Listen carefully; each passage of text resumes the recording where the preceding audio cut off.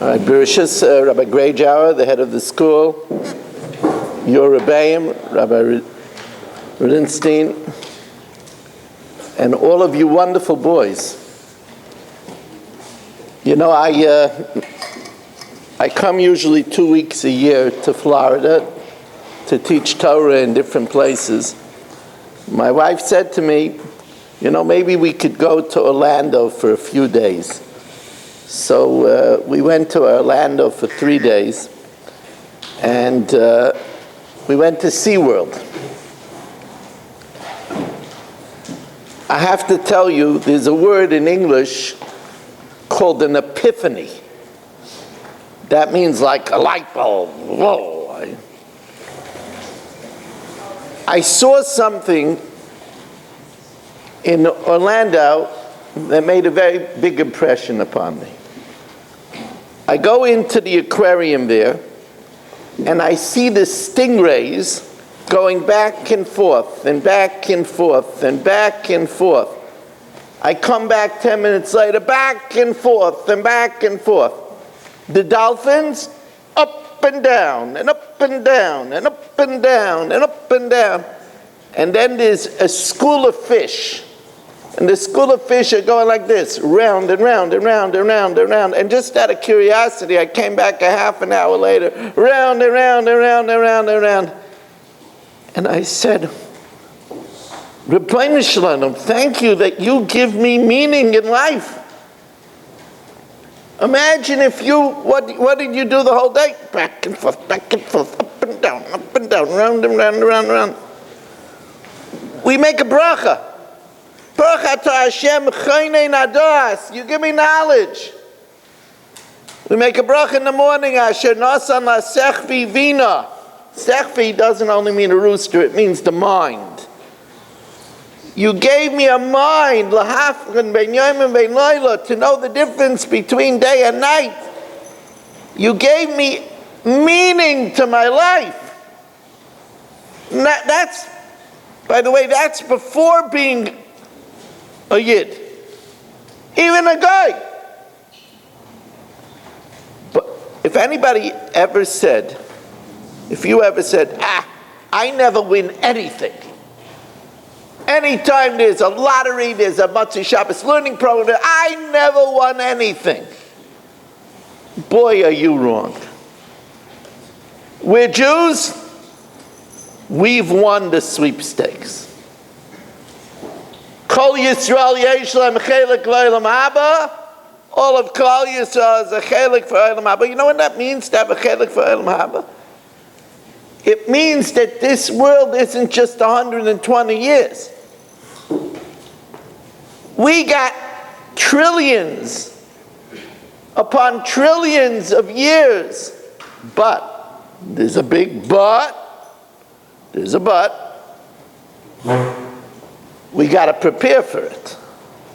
Olam hazeh domeh leprosdor lifnei olam haba.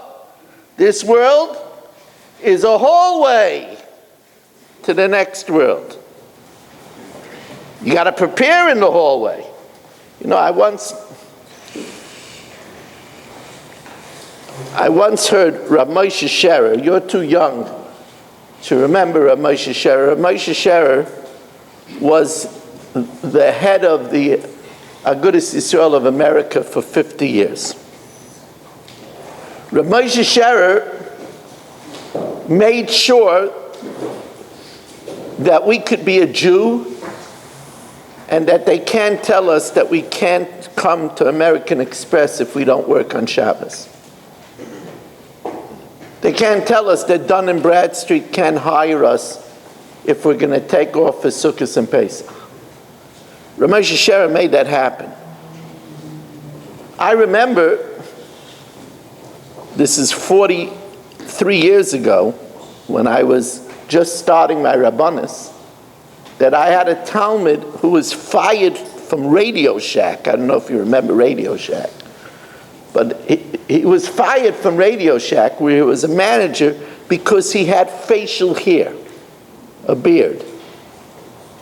And in those days, if you had a facial hair, they could fire you. Rav Moshe Sherer made sure that that didn't happen. So I remember Rav Moshe Sherer was speaking at an Aguda convention. It was in the Wright Town Hilton about 30 years ago. There were about 1,000 people there. And he asked a very strange question to the people. He said, what's the foulest word in the Torah? What's the word that's not the not nicest word in the Torah? Strange question. You'll probably never guess it. But he said that the not nicest word in the Torah is mitzachek. Because it says that Sarah saw Yishmael mitzachek. And Rashi says that it's avodah zarah, idolatry, gilui arayos, immorality, and shvichas damim, and bloodshed. So in one word, it wraps up the big three. Mitzachek. He said that's the worst word. Then he asked a queer question. He said, Sarah and Avram had 100 years to pick a name for their child. They couldn't come up with a better name than Yitzchak. The same word. See, he said the difference is in the tenses. You see, an Arab is a mitzachek. He lives to laugh now. A Yid is a Yitzchak. I will laugh. That's the difference. You see, we have our eyes. Now, I'm not saying that I don't enjoy things. I play pickleball. I like to play pickleball. It's fun.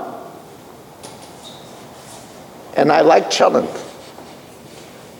It's good. I also like hot dogs. Don't tell my wife. I even like soda.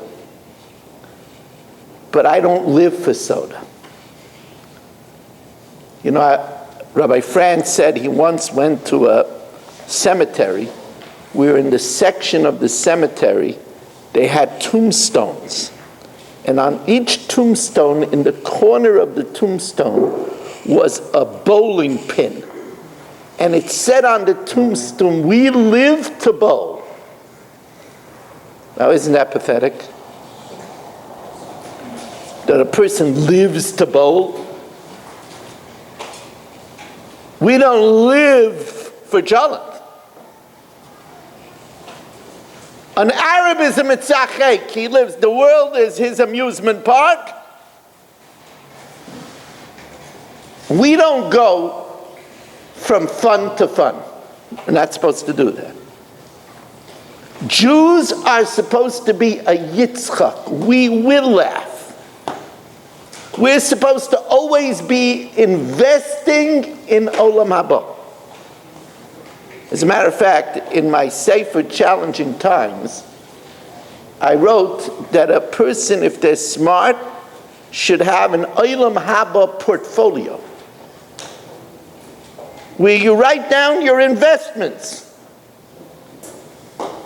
Wow. I made my mother happy today. That goes in your Olam Haba portfolio. L'man yarichon yamecha, l'man yitav lach, l'olam shekulei arach, l'olam shekulei taiv. The world that's forever. You know, did you ever go to an airport? Just living in Miami, people go to airports. If you ever want to come to Brooklyn or California or Lakewood. So there's these long lines by TSA, and all of a sudden somebody comes in and immediately 2 airport personnel come out, flank them, they lift up all the ropes, take them straight on the plane into first class. And you say, oh, diplomatic pouch, that's a VIP. In the next world, there are VIPs. Forever and ever. You know who those VIPs are? Ashrei mi sheba lekan v'talmudai biyadai. Fortunate is the person that comes to the next world with his Gemara in his hand. Talmud Torah keneged kulam. Every time you open up that Gemara, every time you open up that Mishnayos, Every time you open up that chumash, you're investing in much better than the very best stock, than the very best mutual fund. It's better than investing in oil and gold and crypto. Torah prepares the way for us for the next world. You know what else does that? And you should start practicing it now. Do most of you get an allowance? No, Florida doesn't believe in allowances? No? None of you have any money whatsoever? You're all paupers? Any money you have, any, take some of it and start training yourself to give tzedakah. You see, this week's parsha is v'yikchu li truma, and everybody says, what do you mean v'yikchu li truma, take from me? It should say v'yitnu li truma. You're giving it for my mishkan? V'yitnu li, give it to me. Why does it say v'yikchu li? And the answer is that the only money that's ours is the money that we give away. The rest, even if we buy a Porsche with it, it only is for 120 years. But the money that we give away is ours forever. You know, your father wears, by the Pesach Seder, a kittel.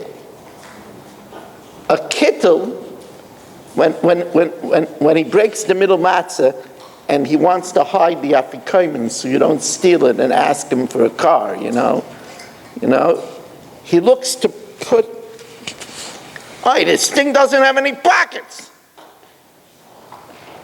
Kittel doesn't have, you know why? Because a kittel is a shroud. That's what a person is buried in. And there's no pockets because we can't take anything with us. Not even a titanium American Express card. Nothing. The only thing that we could take with us, only thing, is what we give away. But believe me, it's so hard to give away. You take out the wallet. You think a root canal is bad?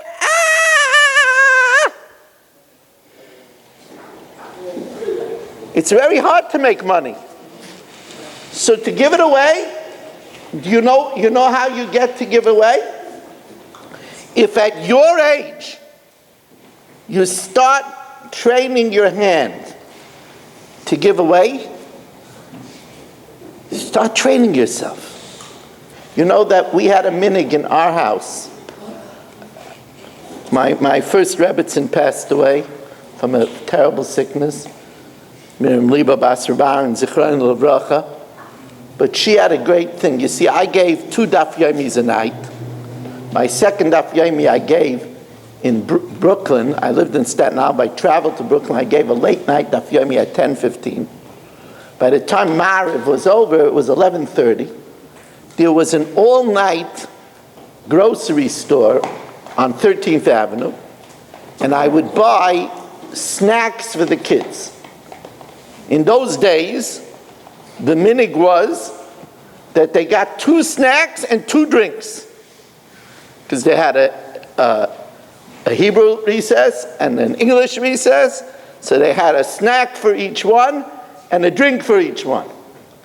So my wife said, I want you to buy for each child an extra snack. Everyone got a 3rd snack and a 3rd drink to look in the yard for someone who didn't have snack and to give it to them. But there was rules. My wife told them, I remember, never give if somebody is watching. Because my wife said, the ani would rather be hungry than be embarrassed. That's why Gimel Dalid stands for, the Gemara says in Shabbos, Gomel Dalim, to be benevolent to the poor. The Dalit is turned away from the Gimel, not to embarrass him. But you see what my wife in her wisdom was training the children to give. You got to learn, there was a time in Klal Yisrael that on every house, on every wall was 2 pictures. Rabbi Yitzchak Elchanan Spector, the Kovner Rav, and Sir Moses Montefiore. According to Rabbi Wein, there are more Jewish buildings with the name Montefiore than any other name in the world. There are more Montefiore dedications. Sir Moses Montefiore had a baronial mansion, but he had a little room in his basement. And in the basement, he had a pine box. A pine box. And every night before he went to his Duxiana bed in the bedroom, he went down to the basement and laid down in the box to remember that one day that's all he'll have is a box, and he'll be in the ground. And that reminded him that he's not taking any of his baronial wealth with him. What we take with us is what we give away. There's a famous story of, are we already running into lunch? Am I eating people's lunch? No? Nobody's hungry here. Is the lunch that good? I still see a few hungry people here. Okay. There's a Maisa with the Alexander Rebbe, that the Alexander Rebbe was walking, and he was with his son, and it was before Shabbos, and they had 3 bilkelach, 3 little chalas with them. And a poor man passed by, and the Alexander Rebbe told his son, give him a bilkelach. So he did. Afterwards, he asked his son, so how many bilkelach do we have now? So his son said 2. He said, no, we have 1. The 2 that we have, that's going to go in our stomach and out the bathroom. The 1 that we gave away, that's ours forever. You see, that's the way to think. And everything should be thinking ahead. Who's wise? Haroya es hanoilad. Somebody who sees the future. Now that's in every stage of life. If you're wise now, you'll learn, because this is the time that you have to learn. You'll take your rebbeim for everything they're worth, and you'll ask them all your questions. You'll ask them, what does this mean in davening? Right? Lo yabayish and lo amad. If somebody's embarrassed, he's not going to learn. That's being roya es hanoilad. When are you going to have an opportunity to ask and to learn? There's going to be, not so long from now, you're going to have a little child looking up at you and saying, Daddy, why do we do this? And you're going to go, ask your mother. Because you didn't listen in class. Because you spaced out. You were a space cadet. You're here. Take your rebellion for everything they got. Learn. Then you're going to, not so long from now, you're going to date to get married. So you could only look at the superficial, or you could say, what kind of a mother will she be? Will I be able to count on her in hard times? That's roya es hanoilad. That's seeing the future. But the biggest roya es hanoilad is to prepare for the next world. And by the way, the Gemara in Sanhedrin says, "Ve'elu she'ein lahem chelek lo'olam haba," and the following don't get the afterlife. Ha'kofer b'tchias hamesim. If somebody doesn't believe in the resurrection.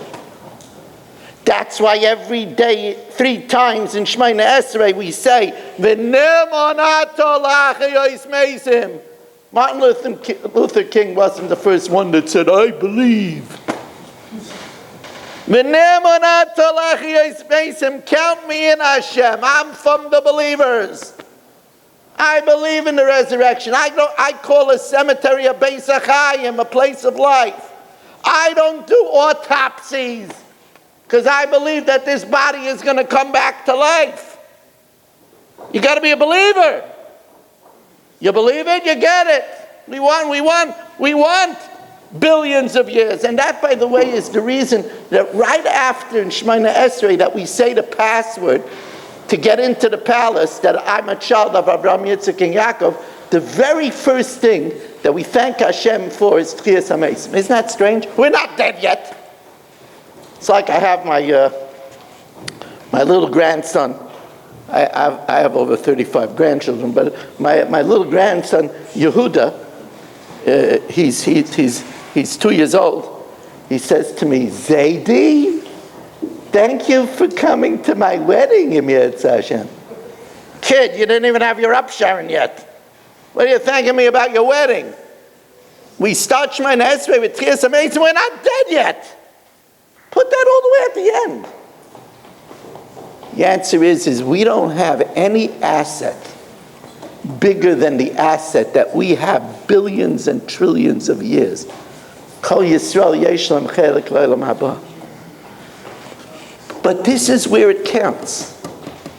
This is where you make, and by the way, this is what's going to define you the rest of your life. Because once you get married and you start having children, you start after work, you don't have time to think and to learn and you're busy. You're busy paying the rent, paying the mortgage, paying the insurance, taking care of the children, taking them to the orthodontist, picking them up from carpool. Your wife wants to go out.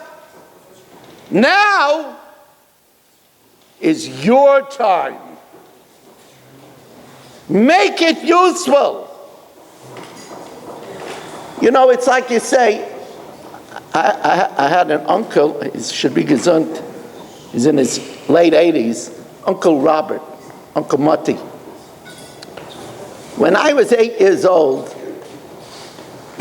in those days I was called Marky, don't tell anybody. My name is Moshe Meir, but my father, who was a Holocaust survivor, was afraid to give me a Hebrew name. He was still afraid of the Nazis. So he gave me a name Mark.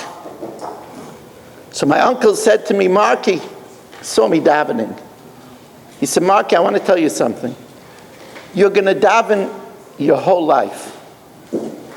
You might as well do it right. You're going to daven your whole life. Does it make sense not to know what the meaning of the davening is? You're doing it anyway. It's like dumber, dumbest. To daven it, it's like somebody says, President Trump would like you to speak in the Oval Office, but he would like you to speak in Swahili. I don't speak Swahili. Don't worry, we'll give it to you phonetically thing. All you have to get up there in front of CNN and CBS and NBC is, I want to come from in front of yeah, could you do that? It's pretty dumb.